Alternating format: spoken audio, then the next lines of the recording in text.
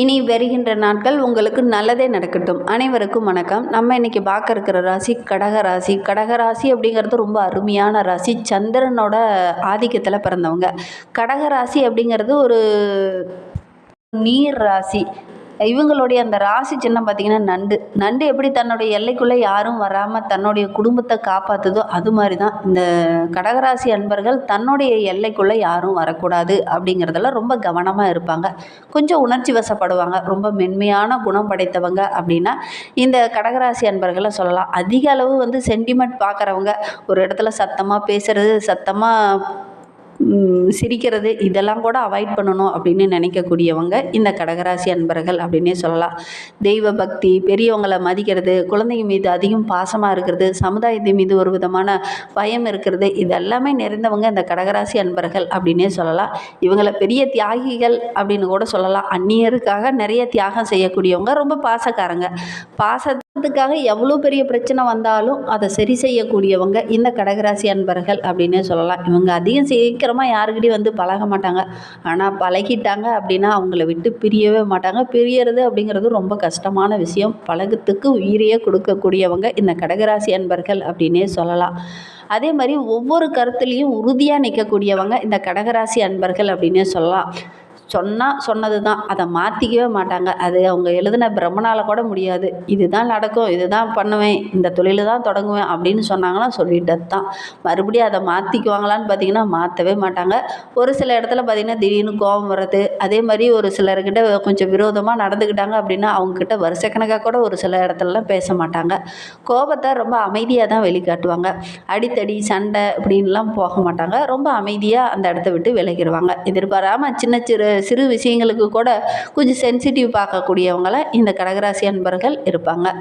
பழகிறதுக்கு மிகவும் சிரமம். ஆனால் பழகிட்டாங்க அப்படின்னா அவங்கள விட்டு பிரியவே மாட்டாங்க. 12 ராசியிலே அதிக அளவு நேர்மையும் விசுவாசமும் உள்ள ஒரு ராசி அப்படின்னா இந்த கடகராசி அன்பர்களை சொல்லலாம். பெரும்பாலும் பார்த்திங்கன்னா சந்திரனோட ஆதிக்கத்தில் பிறந்ததுனால வாழ்க்கையில் ஒரு மாதத்தில் 15 நாள் இருக்குன்னா 15 நாள் பார்த்திங்கன்னா நல்ல ஒரு முன்னேற்றமாக இருக்கும். உங்களுடைய வாழ்க்கை பிரகாசமாகவும் இருக்கும். 15 நாள் பார்த்திங்கன்னா சின்ன சின்ன இடைஞ்சல்கள், சின்ன சின்ன இன்னல்கள் இதெல்லாம் சந்திக்க வேண்டிய ஒரு சூழ்நிலை இவங்களுக்கு அமைந்துடும். இந்த மாதிரி தான் உங்களுடைய வாழ்க்கையிலையும் நடக்குதா அப்படிங்கிறத மறக்காமல் எங்களுடைய கமெண்ட் பாக்ஸில் தெரிவிங்க. நீங்கள் இப்போ தான் ஃபஸ்ட் டைமாக நம்ம சேனலை பார்க்குறதா இருந்தால் நம்ம சேனலை சப்ஸ்கிரைப் பண்ணிவிட்டு கூடவே இருக்கிற பெல் ஐக்கானையும் கிளிக் பண்ணிக்கோங்க. அப்போ தான் நாங்கள் போடுற ஒவ்வொரு வீடியோவுமே உங்களுக்கு நோட்டிஃபிகேஷனாக வரும்.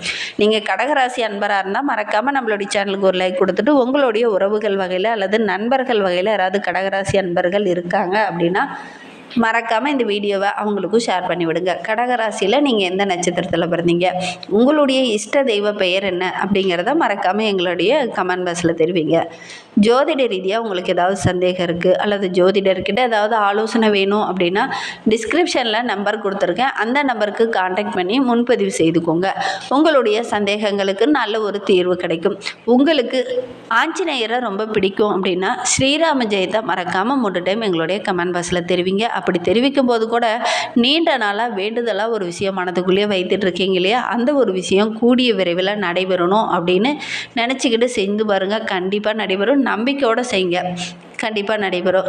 இனி வருகின்ற 7 நாட்கள் இந்த கடகராசி அன்பர்களுக்கு எப்படி அமைந்திருக்கு அப்படின்னா 5க்குரிய செவ்வாய் ராசியில் அமர்ந்திருக்கிறார்.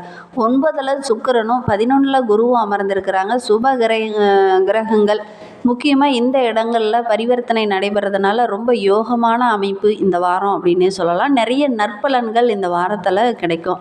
வருமானம் ரொம்ப சிறப்பாக இருக்கும்.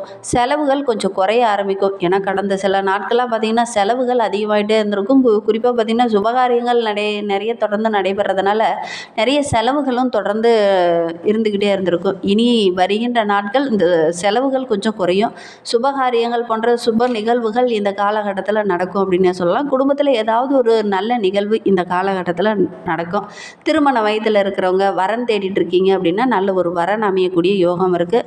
திருமணமாகி நீண்ட நாட்களாக குழந்தை பேர் இல்லாதவங்களுக்கு நல்ல ஒரு குழந்தை பேர் கிடைக்கக்கூடிய யோகம் இருக்குது. நல்ல ஒரு மகிழ்ச்சியான தருணமாக இந்த வாரம் உங்களுக்கு அமைந்திருக்கு. அமைந்திருக்கு அப்படின்னே சொல்லலாம். பணப்பற்றாக்குறை படிப்படியாக குறையும். சிலருக்கெல்லாம் வசதியான வீடு அல்லது வசதியான வண்டி வாகனம் வாங்குறதுக்கான ஒரு யோகம் இருக்குது. வெளிநாடு செல்லக்கூடிய ஒரு யோகமும் இந்த கடகராசி என்பவர்களுக்கு வருகின்ற நாட்களில் அமையும். ஆடை ஆபரணங்கள் வாங்கக்கூடிய யோகமும் இருக்குது. புதிய வண்டி வாகனம் வாங்கி ரொம்ப மகிழ்ச்சிகரமாக இந்த வாரத்தில் செயல்பட போகிறீங்க அப்படின்னே சொல்லலாம். ஏன்னா 8ல் செவ்வாய் இருக்கிறது, சனியோடைய பார்வை இருக்கிறதுனால ராகு 8ல் சேர்ந்திருப்பதனால சுப அமைப்புகள் இருக்கலாம். இருந்தாலும் சின்ன சின்ன தடைகள் பிரச்சனைகள் இதெல்லாம் வரக்கூடிய சூழ்நிலை இருக்குது. ஆரோக்கிய ரீதியாக சின்ன சின்ன பிரச்சனைகள் வரும். ரொம்ப கவனமாக இருக்கிறது நல்லது. பயணங்கள் கொஞ்சம் அலைச்சலாக இருக்கும். இருந்தாலும் வருகின்ற நாட்களில் நல்ல ஒரு ஆதாயத்தை இந்த கடகராசி என்பர்கள் எதிர்பார்க்கலாம். 1க்கு 2 செய்கிற வேலை கொஞ்சம் அதிகமாக இருக்கிறதுனால அந்த வேலை செய்யலாமா இந்த வேலை செய்யலாமா அப்படிங்கிற மாதிரி ஒரு விதமான மனக்குழப்பம், நிம்மதி கொஞ்சம் குறைஞ்ச மாதிரி தோணும். ஏன்னா நிறைய வேலைகள் இருக்குது, அடுத்தடுத்து நிறைய செஞ்சுக்கிட்டே இருக்கணும் அப்படிங்கிற மாதிரி நிறைய வேலை இருந்துக்கிட்டே இருக்கிறதுனால கொஞ்சம் இந்த மாதிரி தோண ஆரம்பிக்கும். வேலை பளுவும் கொஞ்சம் அதிகமாக இருக்கும். வேலை பார்க்குற இடத்துல கூட பிரச்சனைகள் கொஞ்சம் வரக்கூடிய சூழ்நிலை இருக்குது. மேல் அதிகாரிகிட்டேயோ சக ஊழியர்கிட்டேயோ பேசும்போது கொஞ்சம் நிதானமாக பேசுகிறது நல்லது. மேல் அதிகாரிகள் அடுத்தடுத்து வேலையை கொடுத்துக்கிட்டே இருப்பாங்க. வேலைப்பளு அதிகமாக இருக்கும். அதனால் மன அழுத்தம் கொஞ்சம் அதிகமாக இருக்கும். கவனக்குறைவாக ஏதாவது செஞ்சிட்டிங்க அப்படின்னா பெரிய பிரச்சனை வர்றதுக்கான ஒரு சூழ்நிலையும் இருக்குது. செய்யும்போது ரொம்ப கவனமாக செய்யணும். இல்லை அப்படின்னா சின்ன சின்ன பாதிப்புகள் வரக்கூடிய சூழ்நிலையும் இந்த வாரத்தில் இந்த கடகராசி என்பவர்களுக்கு அமைந்துடும். இன்னுமே உங்களுடைய வாழ்க்கை ரொம்ப சிறப்பாக இருக்கணும் அப்படின்னா முடிந்தால் மாற்றுத்திறனாளிகளுக்கு ஏதாவது உங்களால் முடிந்த உதவிகளை இந்த காலகட்டத்தில் செய்கிறது ரொம்பவும் நல்லது. அதே மாதிரி அருகில் ஏதாவது அம்மன் ஆலயம் இருக்குது அப்படின்னா அந்த அம்மன் ஆலயத்திற்கு சென்று அம்மனை தரிசிச்சுட்டு வாங்க. வெள்ளிக்கிழமையில் போய் தரிசிச்சுட்டு வர்றது ரொம்பவும் சிறப்பு. முடிந்தால் இந்த ஒரு விஷயத்தை மட்டும் இந்த கடகராசி அன்பர்கள் தொடர்ந்து செஞ்சுட்டு வாங்க. நல்ல ஒரு மாற்றமும் நல்ல ஒரு மகிழ்ச்சியும் வருகின்ற நாட்களில் உங்களுக்கு கிடைக்கும். கடகராசியில் பிறந்த 3 நட்சத்திரக்காரர்களுக்கு அடுத்து வருகின்ற 7 நாட்களும் எப்படி அமைந்திருக்கு அப்படிங்கிறத பார்க்கலாம். கடகராசியில் புனர்பூசம் 4ஆம் பாதத்தில் பிறந்தவங்களுக்கு வருகின்ற 7 நாட்களும் மகிழ்ச்சிகரமான நாட்களாக அமைந்திருக்கு அப்படின்னே சொல்லலாம். மே 11 வரையிலும் குரு பகவான் லாபஸ்தானத்தில் செஞ்சிருப்பதுனால உங்களுடைய நிலை படிப்படியாக உயர ஆரம்பிக்கும். குடும்பத்தில் சின்ன சின்ன சங்கடங்கள் இதன் வரையிலும் இருந்திருக்கும். இனி அந்த நிலை மாறும் அப்படின்னே சொல்லலாம். வரவு ஓரளவுக்கு சிறப்பாக இருக்குது. பொன் பொருள் ஆடை ஆபரணங்கள் இதெல்லாம் வாங்கக்கூடிய யோகம் இருக்குது. தொழிலில் வியாபாரத்தில் கூட சின்ன சின்ன தடைகள் இதன் வரைக்கும் இருந்திருக்கும். இனி அந்த தடைகள் நீங்கக்கூடிய வாரமாக வருகின்ற வாரம் அமைந்திருக்கு அப்படின்னே சொல்லலாம். குழந்தை பேர் இல்லாதவங்களுக்கு நல்ல ஒரு குழந்தை பேர் கிடைக்கக்கூடிய யோகம் இருக்குது. ரொம்ப நாளாக உங்களுடைய திருமணம் வரன் தேடிட்டு இருக்கீங்க, வரன் அமையவே மாட்டேங்குது. அதே மாதிரி நீண்ட நாளாக ஒரு பொண்ணை காய்ச்சிட்டு இருக்கீங்க, ஆனால் திருமணம் செய்கிறதுக்கான வாய்ப்பு அமையவே மாட்டேங்குது அப்படின்னா இந்த காலகட்டத்தில் முயற்சி பண்ணுங்க. உங்களுடைய நீண்ட நாள் கனவு இந்த காலகட்டத்தில் நிறைவேறும். உங்களுடைய வாழ்க்கைக்குரிய அடிப்படை தேவைகள்லாம் இந்த காலகட்டத்தில் பூர்த்தி செய்வீங்க. மாணவர்களை பொறுத்த வரைக்கும் படிப்பில் கொஞ்சம் கூடுதலாக கவனம் செலுத்தினீங்க அப்படின்னா நல்ல ஒரு மதிப்பெண் பெறக்கூடிய யோகம் இருக்குது. தேர்வில் கூட நீங்கள் எதிர்பார்த்த அந்த மதிப்பெண் பெறக்கூடிய யோகம் இருக்குது. எடுக்கிற முயற்சிகள் எல்லாமே இந்த காலகட்டத்தில் உங்களுக்கு வெற்றியாகும். நினைத்த வேலையை கரெக்டான டைமில் செய்து முடிக்கிறதுனால மற்றவங்களுடைய பாராட்டும் கிடைக்கும்.